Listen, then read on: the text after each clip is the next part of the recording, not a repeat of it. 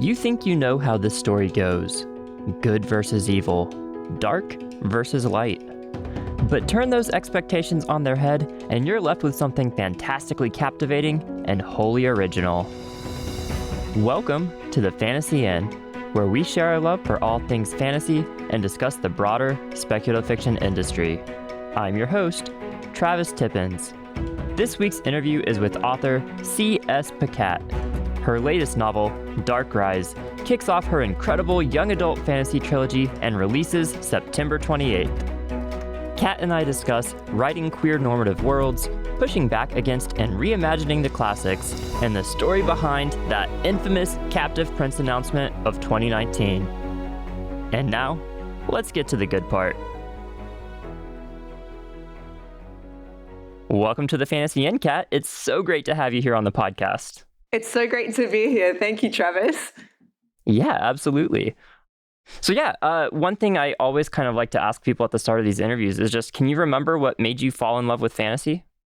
Actually, it's kind of a heavy answer, but my father died when I was about 5. And I was left in a situation that I guess was violent, to put it mildly. And I think when you're a kid in that kind of world, you really crave to escape. And there's nowhere further to escape than into another world. But I think something that also kind of happens in that situation is the outside world, outside of the house, the so-called normal world, where you're pretending to be normal, starts to seem kind of thin and fake, actually. Whereas the kind of life and death, gods and monsters struggles of fantasy maps almost a little bit better to your own experiences, feels a little bit more real. And so you can imagine how interested I was in, kind of a contemporary realism novel like a Jonathan Franzen, where a man opens a fridge and looks in and contemplates the mundanity of his suburban existence or whatever it is. Unless that fridge door is going to lead me out to Narnia, out of the house, I was not so interested. But I think a lot of people do or are attracted to fantasy for similar reasons. It's an escape, but it's also a way to experience some of the bigger emotions, the bigger life issues without any of the constraints of realism. You've said before that you had a hard time finding queer characters in the books that you read growing up, so that you'd even reread those stories multiple times. And I was just wondering, could you share what some of those memorable characters and stories were for you? Yeah, I sure can, especially since there were so few.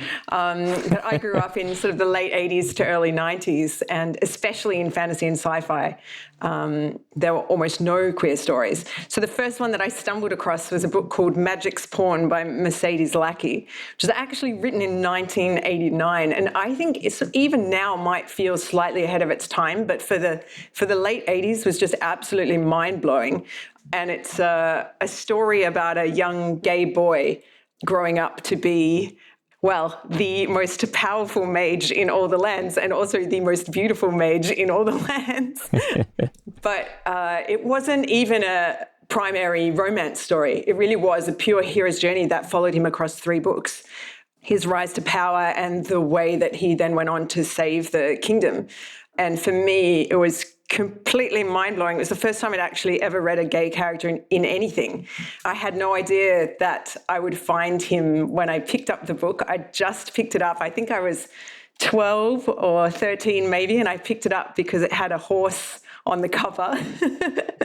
And I liked horse books at that age.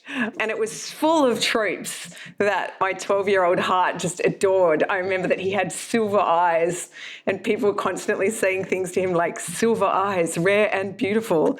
But that character just meant a lot. I felt a kind of electric connection to him that I hadn't felt to any character previously. And at the time, I didn't understand. It's because I was seeing a version of myself for the first time. And then the second of really 3 were the Vampire Chronicles by Anne Rice. There was the main character, Lestat, who was bisexual. And the way that Rice wrote queerness in those books has been incredibly formative to me ever since, because it was so normal. No one seemed to blink at it. Lestat just had this attitude of, well, of course I'm bisexual. I'm the most amazing person in the whole world. Why wouldn't I enjoy the delights, every delight that I can find in life? Kind of similar to the sexuality of Oberyn Martell from the Game of Thrones TV series. But again, I'd never really seen a queer character that was so powerful and positively portrayed, interestingly portrayed. And then the third was a series of, this is actually not fantasy, but it was historical fiction, the Alexander trilogy by Mary Renault, which follows the exploits of Alexander the Great on his rise to empire, and is very matter-of-fact about his queer sexuality. But he has a really beautiful romance with his historical lover, Hephaestion, in the first book. And that was my trinity. That was sort of what there was. But it's been really lovely to see an explosion of different representation across fantasy in the last couple of years. Yeah, it really does feel like it's been an explosion. And I don't know if that's just my awareness of it growing, but it feels like almost every book I pick up now in fantasy is gay, and that's wonderful. Yeah. I saw a list that was floating around that was like 70 LGBTQ books coming out this fall. And I had a really nice feeling about how far we've come. Yeah, that's amazing. And that's one thing I feel like that's sort of consistent with a lot of people I've talked to, is that they were worried that the stories they were trying to tell wouldn't be accepted, and they happened to start writing at a time where that's starting to become not the norm, but at least a lot more accepted. And I'm glad that there's some commercial success for it. Agreed. And I think the more stories, the easier it becomes for people to kind of vision a path for new, different types of stories. So the more. Okay, so something that I am curious to ask you about is, what was it like getting your start as a writer of a serialized story on LiveJournal? I think I just barely missed the time where I would have been into LiveJournal. Yeah, I think LiveJournal was then swallowed up by Wattpad, which was then swallowed up by, I'm not sure what the next big platform is for serialized fiction. But back in the day, we used to serialize on LiveJournal. I was one of those people, exactly as you describe. I had a story that I wanted to tell, which was a fantasy with a gay romance. And there was nothing like it on commercial shelves at that time. And so my assumption was, well, this is not a book, it's just a story. But I had seen people writing in the online space similar types of stories. I was really influenced by a couple of LGBT web serials, web comics that I'd seen.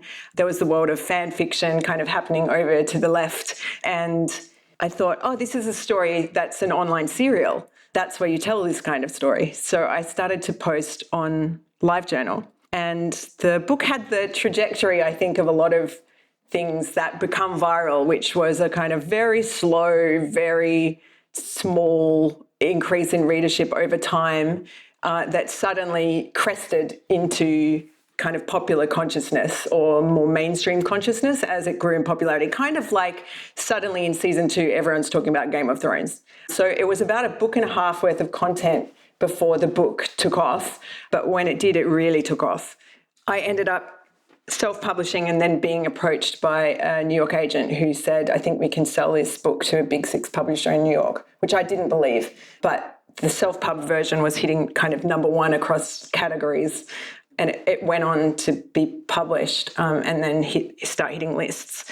But if there was kind of 1 or 2 things that I think that experience really taught me that I really try to hold on to now that I'm following a kind of commercial publishing model. One is just that imaginative freedom that you allow yourself when you're writing anonymously or at least pseudonymously in the online space, where it really just doesn't matter. You're not trying to please any particular audience and you're fearless. You're not worried about what people are going to think. So you're prepared to be a lot more vulnerable. Holding myself open in the same way with my name and face attached is much tougher emotionally. But because I'm lucky enough to have had the memory of that experience, I can try and keep myself open in that way that I was. And then I think the second thing that it really taught me was how to write in communication with an audience. when you're writing a serial online, you really get immediate feedback and a real sense of what people are responding to kind of live. And I was simultaneously doing a lot of kind of creative writing workshops. I'm not sure about America, but here in Australia, like, people are really taught to write these kind of literary short stories that they themselves would never read in a million years. So I was realizing like, there's no shame in writing something that people really wish to read. That's actually an aspirational state. I should be writing what I would like to read. So on the note of like interesting starts for writing as well. So you went from the serialized adult fantasy to sports romance comics to epic fantasy for young adults, which is a really impressive range. Is there anything that switching between all these different audiences and mediums has taught you about writing that you maybe wouldn't have learned otherwise? I think every time you switch to a different writing form, you do learn something. So there's been a huge amount of lessons and things that I can carry from one format to another. So just to give one example, when I made the move to comics, as you know from comics, you write a script, you write the dialogue, and you also write little descriptions, I guess, for each panel in the comic. And one way that, for example, comic is different than a film is a film has continuous action. You're just watching the visual unfold from beginning to end. In a comic, there's the illusion of continuous action that's created from, say, 6 panels on a page, and the reader fills in the gap in their mind. And I think in a novel, you kind of fool yourself into thinking it's like a film, that the action is continuous, but actually it's more like a comic. You're choosing a series of discrete visuals, and then the reader is intuiting a larger scene from that. So once I'd had the experience of writing a comic, it really changed the way I started to think about crafting visuals in a scene, in a novel. A comic was forcing me to pick out what are the 6 key visual moments in this scene that are the most dynamic, that are the ones that really need to be expressed to the reader. And when I was thinking that way in novels as well, it just gave me a better in to creating a visual moment. What's the iconic visual imagery here, and what are the key moments that I want the reader to quote unquote see? Yeah, I know from moving from the Captive Prince trilogy to me reading Darkrise, I noticed like immediately, I don't know if it was chapter 1 or chapter 2 or so, but like we're with Will in the shipyard and it felt very visual. Oh, that's really interesting. I mean, Captive Prince is published exactly as it had appeared on LiveJournal. So in a way, you're watching me learn to write in real time when you read that series. So, around about the 2/3 mark of book 1, I learned how to do a B-plot, and Captive Prince suddenly has a B-plot. And you can kind of see me pick up techniques across that trilogy, whereas I did come to Darkrise with a lot more experience. Yeah, and not only a lot more experience, but I think I saw that Darkrise has kind of been in the works for a while for you, right? It's been 15 odd years, something like that. Yeah, it's the first idea for a book that I ever had. And I knew when I had it that I didn't have the toolbox to write it, that I was going to need to learn how to write a novel before I even tried to write Darkrise. I told myself I would write a practice novel first. And that practice novel became Captive Prince. And I actually think I did the right thing. Some books are just more difficult to write than others. Certain things jack up the difficulty. More viewpoints is more difficult. More characters is more difficult. Certain structures are more difficult than others. And so Darkrise was definitely a challenge. But once I started writing it, it was fun to extend myself. Yeah, I love that. That's an interesting theme that I feel like I keep coming back to with the people that I talk to on this podcast, is that a lot of times the stories that they really wanted to tell, they wrote other things first because they didn't think that, like, I guess their writing chops were up to the level of their imagination at the time. Yeah, and the first book is always the hardest because you're teaching yourself how to write a book at the same time that you're writing the book. And I think the bandwidth that simply teaching yourself how to write a book takes up means that sometimes the book itself, you're using 80% on learning. You've only got 20% left for the book itself. So I do think kind of often those harder, bigger books, you do want to wait a little bit in order to write them, which is not to say that some people don't come out of the gate with astonishing debuts. But for me, at least, there are books definitely that I'll have to wait before I attempt. And I mean, very humble here. I think Captive Prince has a very rabid audience, or devoted audience, I guess is a better way of saying that. And so I think you might have landed in that group with your debut as well. Thanks, Travis. Okay, so I do want to dig into Darkrise, but before we get there, I did just see a video you posted on Instagram not too long ago showing off your timed safe you use to lock away your electronics when you're working. So how did that start? How helpful has it been? And how the hell do you manage that? Your willpower is impressive.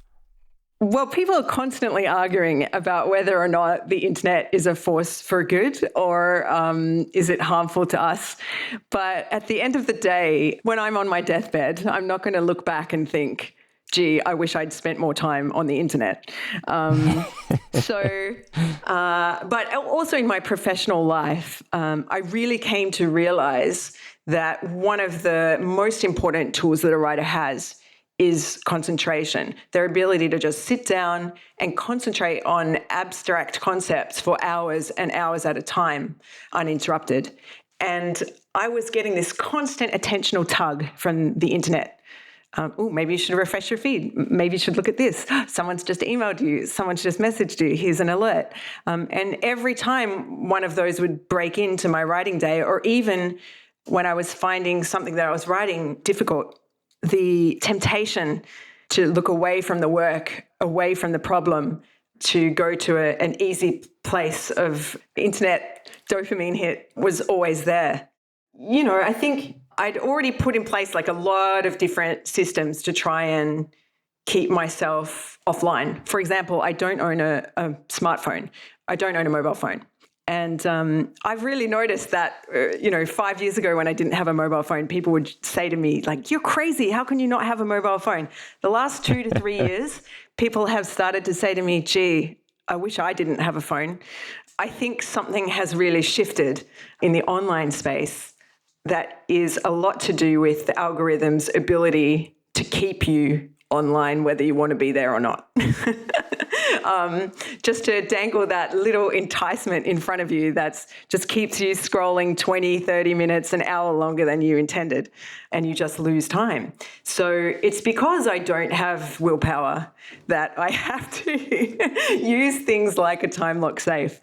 So I bought a safe that I put all my devices into at the beginning of the day, and it locks you set the timer, it locks for 6 to 8 hours, however long you put it in, and it will not open until the timer goes off. I found it interesting that actually the company that makes this safe originally made it for food, like when you want to hide a snack, you don't want to eat the whole bag of chips or whatever, so you put it into the safe and it will only release it 8 hours later. It's just interesting to me that they swiftly pivoted to electronics, because I think a lot of people are starting to feel the way that a lot of the platforms online are just eroding their time and concentration. And I don't think that has been helped by this past year, where a lot of people were only able to socialize online. And right. I think that sort of had a bit of the same effect as like when you're locked in a room with someone for a long amount of time, no matter how much you like them, you'll start to get on each other's nerves. So multiply that by the internet. Yeah, I heard, and I can't remember, it was a CEO of one of the platforms, and they're talking about the attentional economy, you know, the idea that they sell advertisements to us. They want to keep us scrolling so that they can sell us ads. But there's so much competition in that space that they were saying they ideally need us to be on at least 2 platforms at once. So on Netflix and on Twitter. And when I heard that, a chill went down my spine, because actually they've succeeded in making me do that in the past. So that's why I do implement such drastic measures to protect my writing time. Yeah, so I'm curious, do you write longhand, or how do you avoid the internet with that? Do you have like a non-internet connected computer? I have a non-internet connected computer. I tend to write notes longhand, but I do write manuscripts. on my computer. But yes, it's locked away from the internet, or I just throw my modem into the safe. I love that. That's goals to aspire to right there. Yeah, it's pretty nice to have an offline evening where you're just reading a book or listening to a track or having a hot drink and in your thoughts. Okay, so in your interview with The Guardian, I think it was last year, but time is fake, you spoke about how genre fiction is where myth-making happens nowadays. So expanding on that further, I'd love to hear your thoughts on the importance of these kinds of stories. It's interesting. I just heard an interview with one of your great American intellectuals, Ta-Nehisi Coates, who also is the writer of Black Panther. And he was talking about the symbolic importance of Obama as president, what he meant as a symbol of hope and as an aspirational symbol to many, and also as a symbol of kind of backlash to others.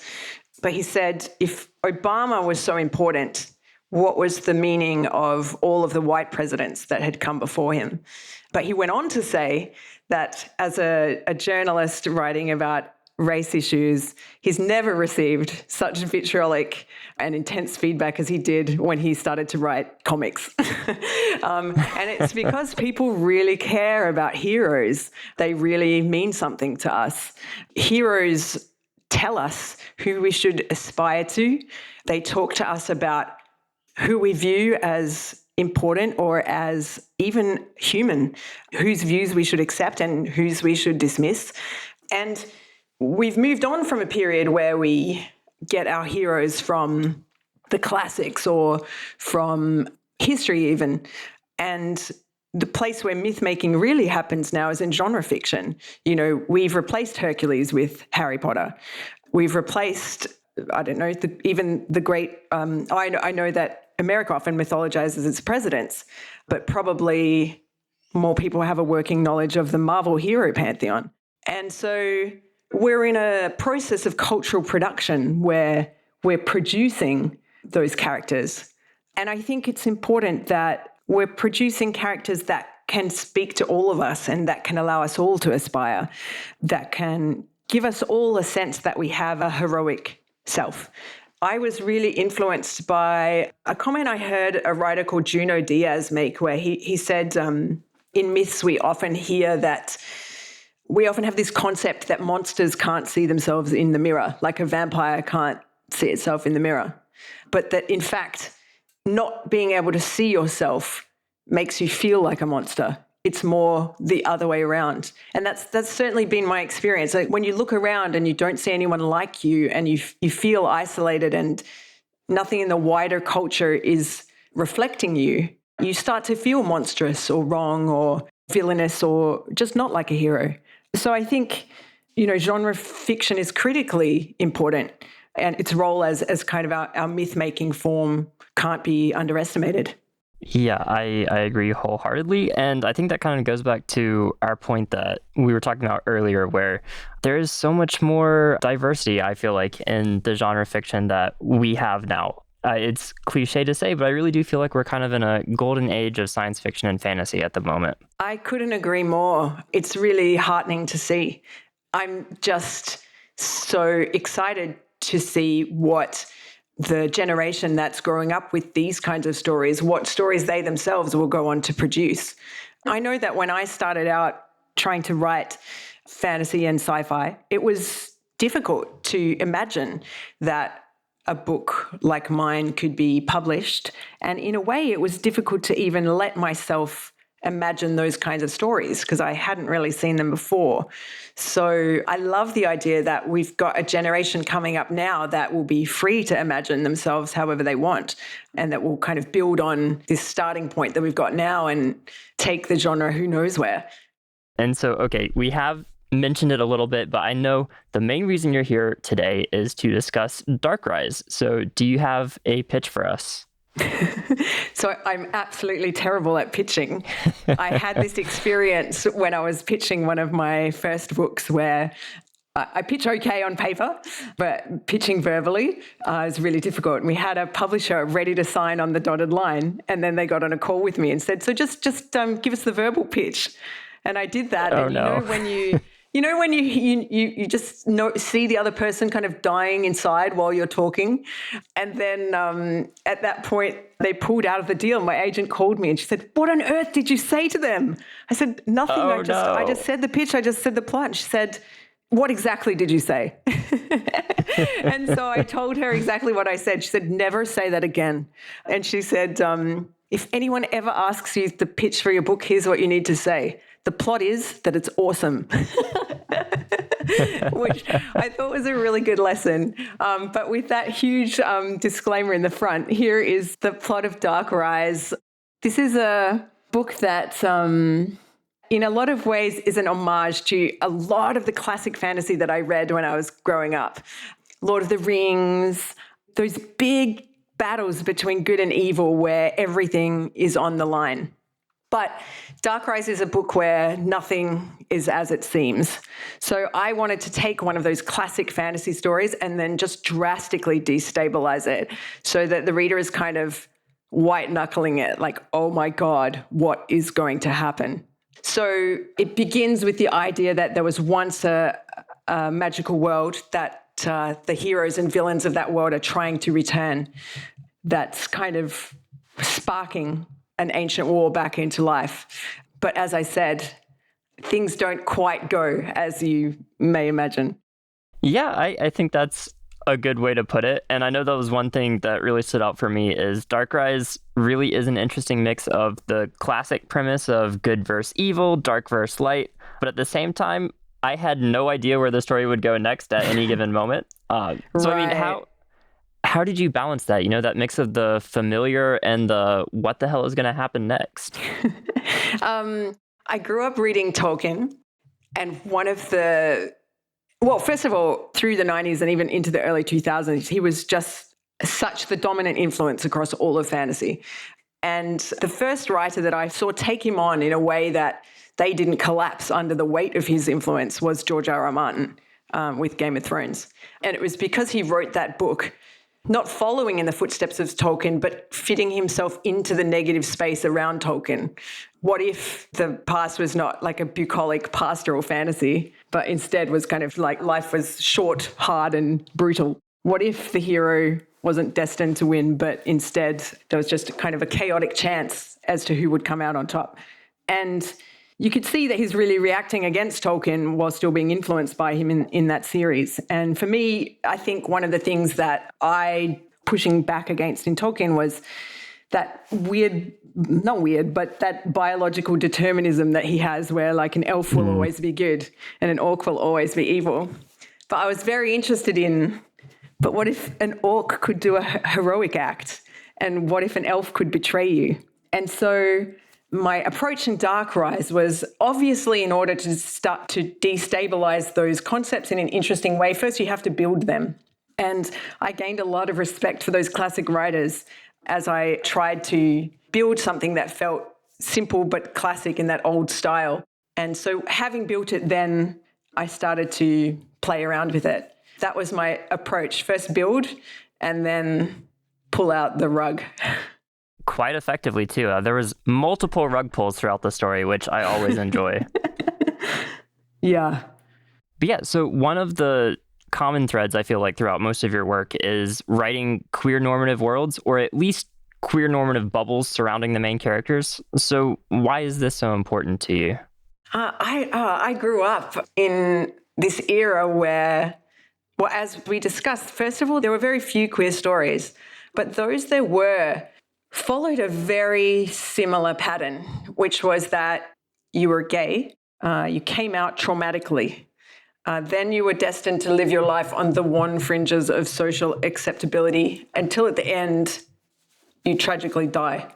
Even the books that I love that I've name-checked, like Magic's Pawn by Mercedes Lackey, still kind of followed that mold. And what I noticed was that it was so embedded in our understanding of what it was to be queer, was that what it was to be queer was to be oppressed.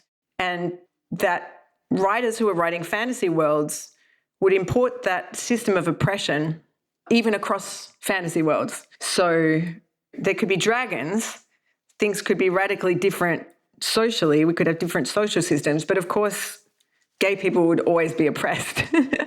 And I think it's just a failure of imagination. Stories where it was just normal to be gay hadn't really been told much before. And so these are, I think, writers that just either made active choices or just didn't think that there might be another way of doing things.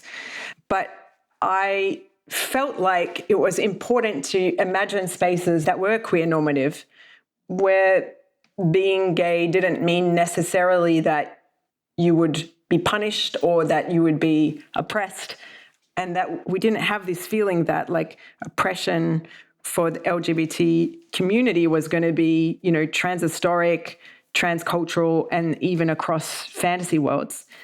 So that's something that I try and do in all my books, really, from Captive Prince, even through Fence and into Dark Rise as well.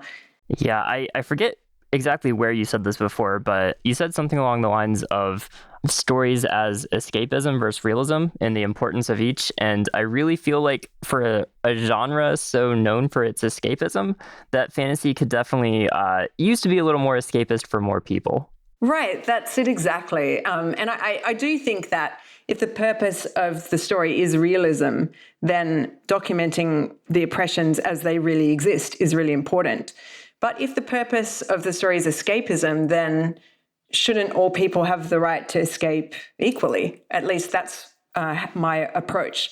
So I don't want to close the door to, for example, a queer person, where any other type of person can have a power fantasy in this universe. But if you're queer, you're going to encounter oppression here just as you might in your daily life at home. I think some of that goes back to, as I said, when I was growing up, I did turn to fantasy as a place to escape. And I would not have wanted the problems that dogged me in those early days to follow me into my reading life as well. Yeah, absolutely. So on a slightly different note, I can't help but to notice that you have an amazing sense of fashion. And between Captive Prince and Dark Rise, you have a knack for setting your stories in the time periods with the best clothes. So I'm curious, on the note of Dark Rise, what about 1820s English fashion appeals to you? I do love clothes. I just adore fashion. I think it's just such an amazing way to express oneself.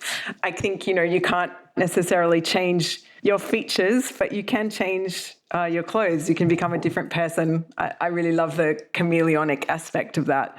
But when it comes to books, I like to craft visuals for characters. One of the many reasons that I chose, for example, fencing as a sport for my comic Fence to focus on was that it has just such an amazing aesthetic that's partly to do with those white uniforms that they wear. In Dark Rise, I set my book in the 1820s. Well, I must say for multiple reasons, Travis, not only the clothes. But, well, okay, yes. I didn't mean to imply it was only the clothes, but it's definitely a part. In fact, it was definitely a part. I wanted to set the book at a time, it's actually right before the explosion of industrialization in England. So trains, it's set in 1821. The first train kind of is invented in 1824 or 5, I think. And then everything changes across Europe. I like the kind of fin de siècle quality of that the idea of a world ending. But men had fantastic fashion in that period. And I thought I was all the way home there. But then women's dresses in 1821, it's not a great time. I would say it's like the 1980s of the 1800s. It's the period where you look back and you're like, oh, well, this is kind of a dark spot. They had kind of the puff sleeves and the extremely cinched in waists and then the balloon skirts, impossible to move around in, made it very difficult to have my heroine do really anything in the book without changing clothes. But it was a good, I guess it was a good insight into some of the actual constricts of that women would have faced in the time. But I ended up making one of my two heroines just wear boys' clothes because it it was easier and more visually appealing as well. Yeah, I mean, again, I guess we're coming back to the importance of clothing here. It really does inform a lot in writing and the real world. Yeah, that's exactly right. And yeah, it's very hard to go adventuring in a hoop skirt. Yeah, okay, so The clothing is definitely a very visual thing. And so something that interests me about your research process for Darkrise, I saw a lot of really cool research photos on your Instagram. And you've said before that you can't really see pictures in your head. So I'm the same way. I definitely have aphantasia. But I've seen you kind of have a knack for taking lots of reference photos to use as research for your writing. Yeah, I have to do that because I'm exactly like you. I can't see pictures in my head at all. If I close my eyes, I just see the back of my eyelids. As far as I know, I don't even dream in pictures, or if I do, I certainly don't remember the pictures afterwards. And so I'm really reliant on visual references when I write. So I do that in two ways. One, I will, if I have a scene or a room that I have to describe or a piece of clothing or what have you, I'll actively go out and try and find a reference. I'll draw the room layout or a castle layout or a town layout. Or in the case of Darkrise, I bought a lot of old maps from the 1820s so that I would know what the space looked like, and then looked for a lot of contemporary visual paintings or some older photographs so that I could describe things because I was looking at them. And the other thing that I'll do is I like to try and stay open to visuals as I encounter them in my daily life, or I might do a kind of a research trip where I'll go and borrow a ton of art books from the library and just sit with them. Any cool visuals that I see, I'll try and spend a little bit of time, write a few sentences about the visuals, see if I can conjure what I see on the page in words in my journal. That kind of gives me a little bank of visuals to draw from later if I need them as well. I'll already have written the sentences. That's my workaround. But I think another type of research that I do, which is similar, I guess, is I guess it's experiential research. I guess it's like the method acting of research, where I try and do the same thing that the character is doing. So if, for example, if my character is very tall, I might stand up on a chair and have a look around and just see what's different about things from that perspective. Or I recently had a scene in Darkrise where someone gets stabbed in the shoulder. And obviously I had no idea what that was like. Please tell me you didn't stab yourself in the shoulder. Please tell me. No, I bought a shoulder of lamb and a really good knife. And I stabbed the lamb just to try and understand what the resistance feels like, what the experience feels like, while trying to imagine that I was a character in that situation, and then write down, as well as the visuals, the feelings I had, the experiences that I had with that. In Darkrise, I traveled to a ton of places all across England, to the locations where I was setting the book. I was very dismayed that one of my key I spent so long with material from the 1800s that when I turned up to London, one of my key locations had an Amazon warehouse building built right on top of it. But yeah, to try and kind of stand in the space and imagine from there. And I think I'm more reliant on those kind of active research methods because I can't see pictures. How do you find it? I don't know. So I guess for the most part, for me, it's more experience as a reader than as a writer. Although there was, when I've written before, there is definitely a lot of, well, I think that like shirts would be this color or something. And then I mostly just skip any and all description, which is not a way to write good stories, I'm sure. But yeah, as a reader, I don't really picture things in my head. Like it's just the words on the page, or more often the audio in my ears. But yeah, I don't know. It's hard because I don't really know what I'm missing out. I'm sure you're the same way, where I don't know any other way to experience a story. Right. It's much more an experience of feelings and kind of a knowingness of the story rather than seeing the story. Mm-hmm. I had an interesting conversation with a friend, really, who's like very, very visual. And they said that it takes them a lot longer to read a book because they're so bogged down in visual processing. They have to kind of get into every scene, see the visual, almost look around mentally before they can move on to the next sentence, which I also found fascinating. Yeah, that is fascinating. I think I might be at least like a small degree of more visual than you, because sometimes when there's description, I'll try to be like, okay, this sounds interesting. Let's try to picture that. And I will just sit there and try to figure out what that would look like. I can maybe hold like two details in my head at once. Do you see like a blur, or do you see just one object, or? No, that's why it's really hard for me to describe, because it's not like it's a blurry picture, because then I'd still be picturing the picture just blurry. Wow, what are words?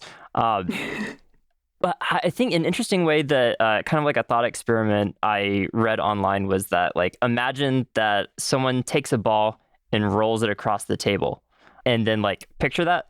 Now, what was the person wearing? What did the table look like? What color was the ball? I cannot answer any of those questions.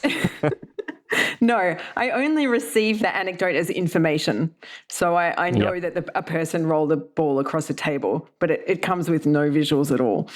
Yeah, and I've had people tell me like, oh, they're in this pub down the street. Like this was playing over the jukebox. And I'm like, wow, that's not me. That's incredible. Okay, so I think you touched on this a little bit earlier, but so I recently had the pleasure of speaking with, I think, one of your writerly acquaintances, Shelley Parker Chan, on the podcast a while back. And they said that you had given them the best writing advice they'd ever received, which was more or less write what you love the most.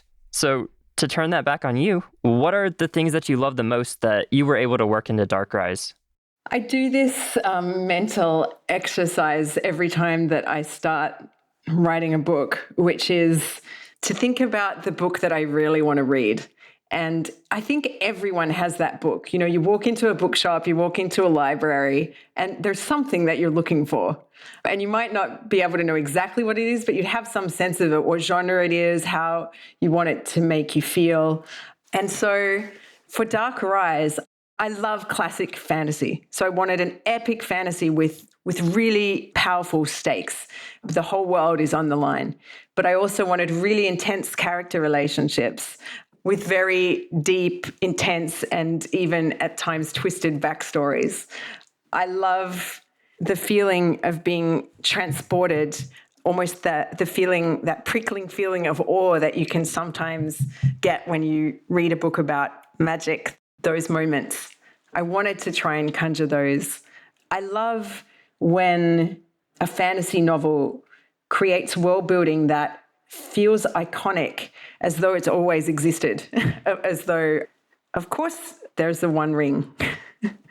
Of course, there's Hogwarts. So I wanted to try for some iconic touchstone fantasy world building. And then on a smaller level, you know, I really love certain tropes, like an enemies to lovers storyline. So I've thrown that in. I really love when a character is not quite what they seem on the surface. So a lot of my characters do have that quality. I love things like a sword fight, high-octane escapism, you know, chasers, escapes, people with immense power that they don't know how to control, people with destinies that they have to fight against, all of these types of things. I tend to, as well as sketching out the book that I want to read, I'll also just write a list of all the things I love like that and start thinking about which ones I want to include and then what's the most exciting version of them that I can put into the book. Yeah, well, I will say as a reader, if that was your list going into Dark Rise, all of those things made it in there in spades. I'm so happy to hear that. Yeah, I mean, and also, apart from anything else, it just makes the book so much fun to write because you're constantly writing things that excite you, things that you're in love with. Yeah, and I mean, why write if you don't love what you're writing, right? I mean, there's a select few people out there who are just absolutely rolling in the money, but I think most writers, passion has to carry you through to a certain extent. I agree, but it's actually surprising how easy it is to get led away from what you like into what you think you should be writing, or what you think, oh, maybe this works better. Maybe I'm slightly embarrassed about what I like, so I don't want to include it. Is this too exposing? All those things can make you turn away from your actual loves. But I think I learned also when I was serializing Captive Prince, that it was the things that were most electric to me that I was often the most afraid of as well. Oh, is this cringe? Is this embarrassing? Is this too exposing? But those were always the things that readers would light up the most when I did include them. So if something is powerful to you, it's going to be powerful to someone else as well. Yeah, well, speaking as someone who decided, maybe I'll read the first couple chapters of Captive Prince to kind of get a better background before we have this conversation, and then had finished King's Rising 3 days later, I definitely think you're onto something.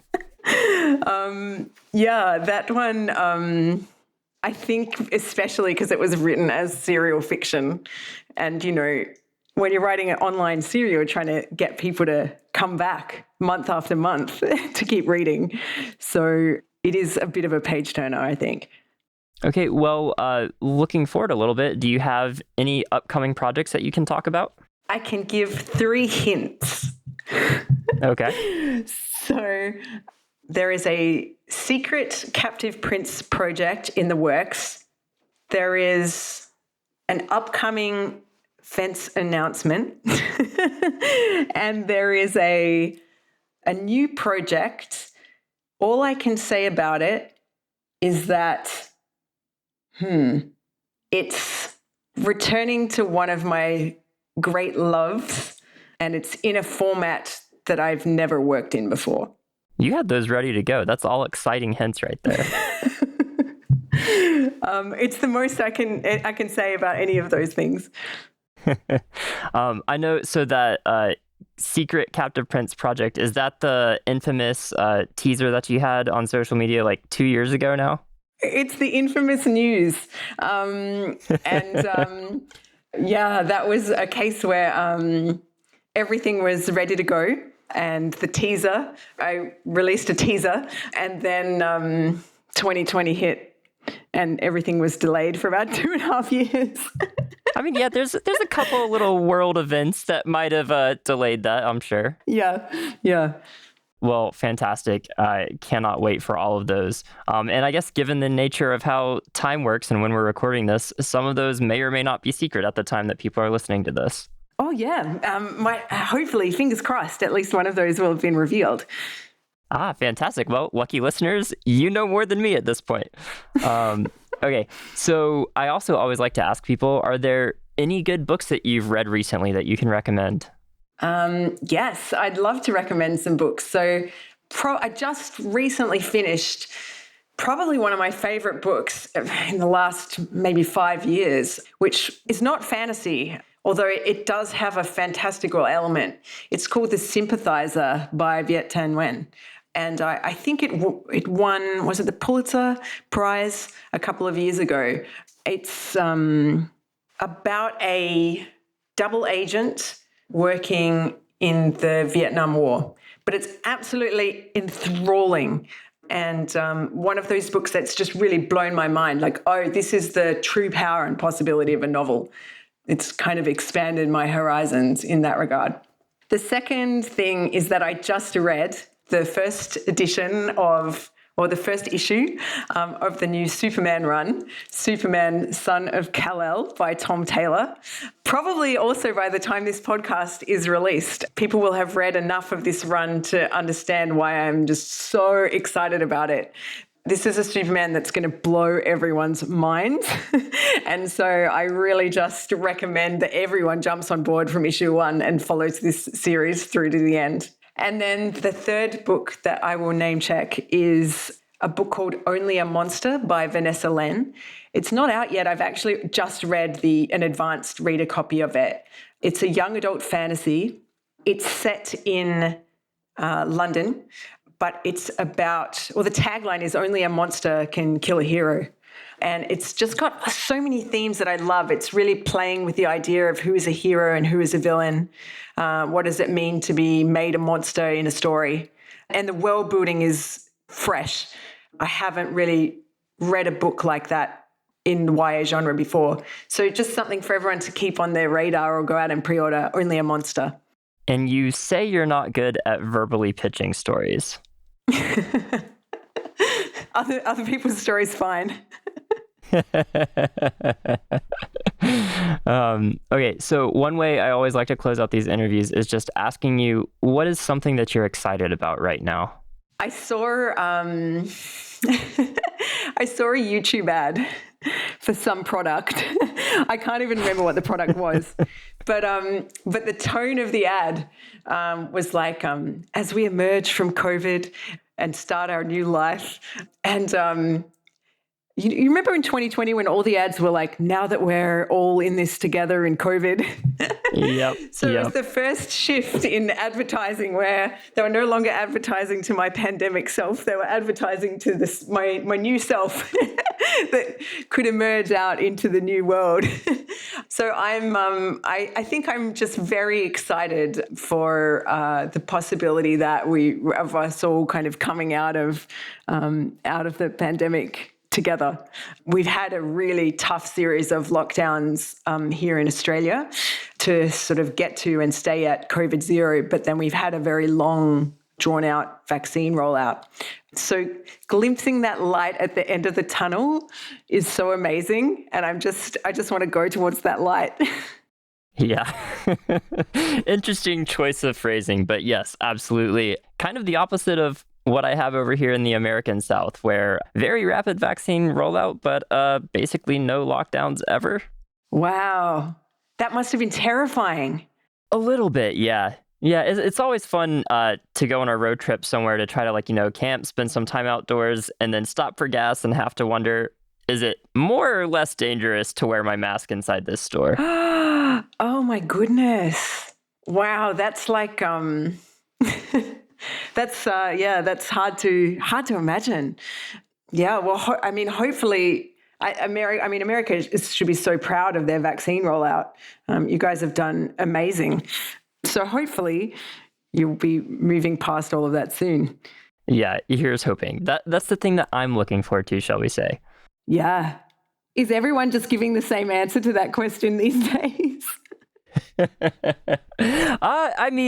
Yeah, for the most part. COVID ending, book releasing, those are probably the two things I hear the most, understandably. Yeah, that's the big two. Well, Kat, I think that's everything I have for you today. This has been so much fun. Thank you for taking the time to come on the podcast. Thanks so much, Travis. This was so much fun. Absolutely. You can find CS Pacat on Twitter and Instagram as CS Pacat, or at our website, cspacat.com. Darkrise absolutely blew me away. Come for the classic setup, stay for the twists and sexual tension. As always, you can find us over at thefantasyinn.com, or click the invite in the show notes to join our Discord server. If you enjoyed this interview, consider supporting us on Patreon. We've got exclusive episodes, video interviews, and more. Or take a minute of your time to leave us a review online. It means the world. And of course, don't forget to subscribe to the show so you can catch all our future episodes. That's all for this week. Until next time.